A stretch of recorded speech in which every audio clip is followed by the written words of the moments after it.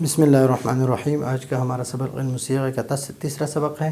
ماضی اور مضارع اگر نسبت فاعل کی طرف ہو تو فعل معروف ہے، اگر نسبت فعل کی مفعول کی طرف ہو تو فعل مجہول ہے۔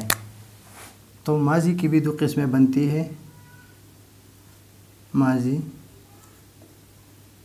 معروف اور ماضی مجہول۔ مضارع معروف اور مضارع مجہول، تو بن گئی کتنی قسمیں؟ 4 قسمیں۔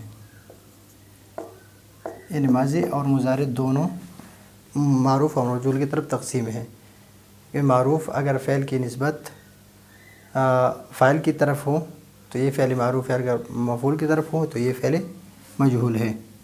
مثلا ہم یہ کہیں کہ کتب تو الرسالۃ، کتبت الرسالۃ، یا وضعت الکتاب، یا ہم یہ کہیں کہ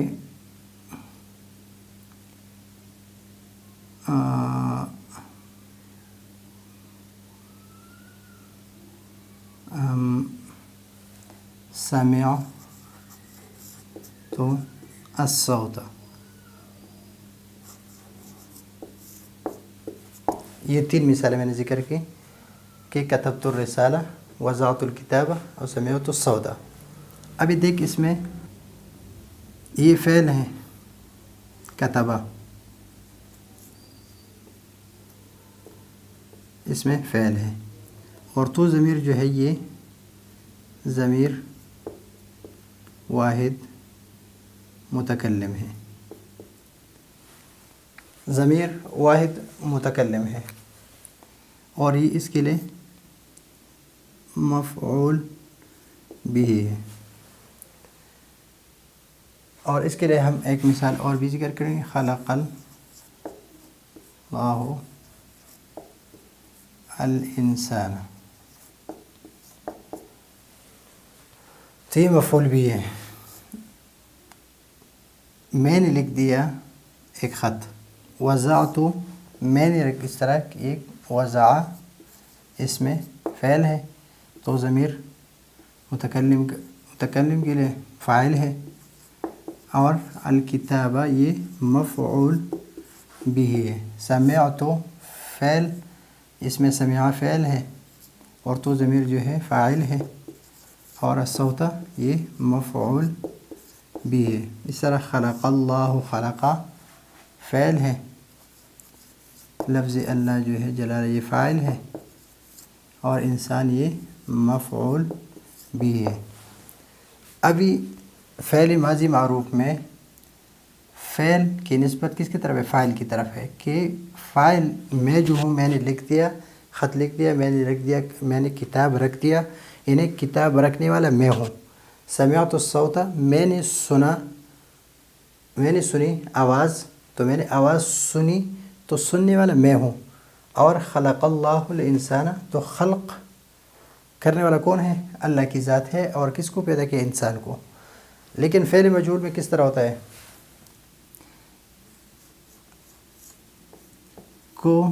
کتبت الرسالہ۔ ابھی اس کا ترجمہ یہ ہے کہ خط لکھا گیا، خط لکھا گیا، تو اس کا جو فاعل ہے اس کو مذکور نہیں کیا۔ وضع کتاب، تو ابھی نسبت کس کی طرف؟ مفعول کی طرف ہے، کتاب رکھی گئی، کتاب رکھی گئی، تو ابھی جو فائل ہے جو پہلے متکلم کی طرف اس کی نسبت تھی کہ میں نے رکھا تھا، ابھی کتاب کس نے رکھی، رکھنے والا معلوم نہیں ہے۔ سمعت الصوت، الصوت، تو یہاں پر سمع الصوت، تو سمع کا جو فائل ہے وہ مذکور ہے کہ آواز کس نے سنی، یہ معلوم نہیں ہے، لیکن آواز سنی گئی، آواز سنی گئی۔ آواز جس نے سنا وہ اکثر معلوم ہوتا ہے، لیکن اب یہاں پر خلق الانسان،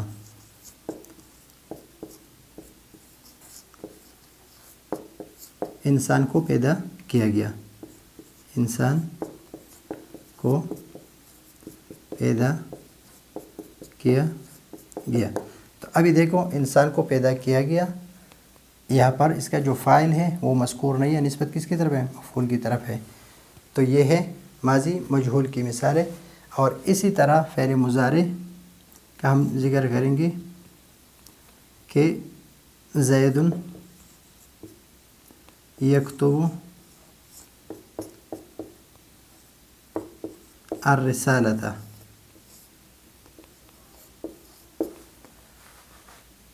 یضع الکتاب، یسمع الصوت،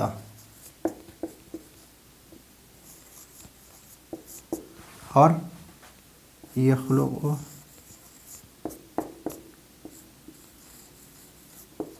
اللہ پیدا کرتا ہے الانسان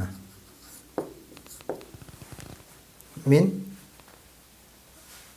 جس چیز سے بھی پیدا کیا ہے وہی۔ تو یہ ہے فعل مضارع معروف، اس لیے کہ کام کی نسبت جو ہے وہ فاعل کی طرف ہے، فاعل اس کا مذکور ہے یا معلوم ہے۔ بعض مرتبہ معلوم ہوتا ہے فاعل لیکن مذکور نہیں ہوتا ہے، کسی وجہ سے اس کو خفیہ رکھا، یعنی یہ مقصود نہیں ہوتا ہے، یہاں پر یہ مقصود نہیں ہوتا ہے، انسان کا پیدا کرنا مقصود ہے۔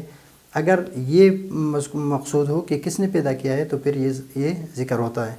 تو یہاں پر رسالہ، اگر ہم اس طرح کہیں کہ تکتب الرسالۃ، تکتب الرسالہ،